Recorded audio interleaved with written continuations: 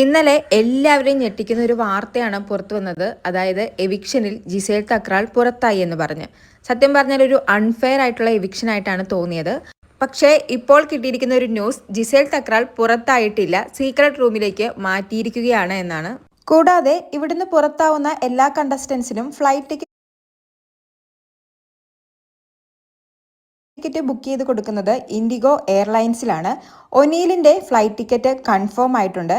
ഇന്നലെ എവിക്ഷൻ നടന്നതാണെങ്കിലും ഇന്ന് ഈ നിമിഷം വരെ ജിസേലിന്റെ പേരിൽ ഒരു ടിക്കറ്റ് പോലും ബുക്കായിട്ടില്ല. അതുകൊണ്ടും കൂടിയാണ് ജിസേൽ എവിക്റ്റ് ആയിട്ടില്ല, സീക്രട്ട് റൂമിലേക്ക് മാറ്റിയിരിക്കുകയാണെന്ന് ഒരു കൺഫേം ആയി പറയാൻ പറ്റുന്നത്.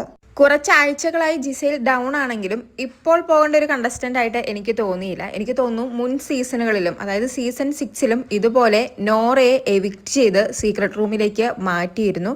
അതിനുശേഷം അന്ന് രാത്രി തന്നെ നോറ ബിഗ് ബോസ് ഹൗസിനുള്ളിലേക്ക് റീ എൻട്രിയും ചെയ്തിരുന്നു. അങ്ങനെ ജിസേലിനെയും എവിക്റ്റ് ചെയ്ത് സീക്രട്ട് റൂമിലേക്ക് മാറ്റിയിരിക്കുകയാണെന്നാണ് ഇപ്പോൾ അറിയാൻ സാധിക്കുന്നത്. ഈ ഒരു വീക്ക് ഫാമിലി വീക്കായിരുന്നു. അതുകൊണ്ട് തന്നെ ഈ വീക്കിലി ടാസ്ക് ഒന്നും നടന്നില്ല. അത് TRPയെയും ബാധിച്ചു. ചിലപ്പോൾ അതുകൊണ്ടാവാം ജിസേലിനെ എവിക്റ്റ് ചെയ്ത് സീക്രട്ട് റൂമിലേക്ക് മാറ്റിയിരിക്കുന്നത് എന്നും പലരും പറയുന്നുണ്ട്. ഒനീൽ സാബു എന്തായാലും കൺഫേംഡ് ആയിട്ട് എവിക്റ്റ് ആയതാണ്, 100% അതിൽ ഉറപ്പുണ്ട്. ഇന്നലെ വന്ന പ്രൊമോയിലും അനുമോള് ഞെട്ടിത്തരിച്ചൊക്കെ നിൽപ്പുണ്ട്. ചിലപ്പോൾ അത് ജിസേലിന്റെ എവിക്ഷൻ കേട്ടിട്ട് തന്നെയാവാം. കാരണം ബിഗ് ബോസ് ഹൗസിനുള്ളിലുള്ള എല്ലാവരും കരുതിയിരിക്കുന്നത് ജിസേൽ ടോപ്പ് 5ൽ വരുമെന്നാണ്.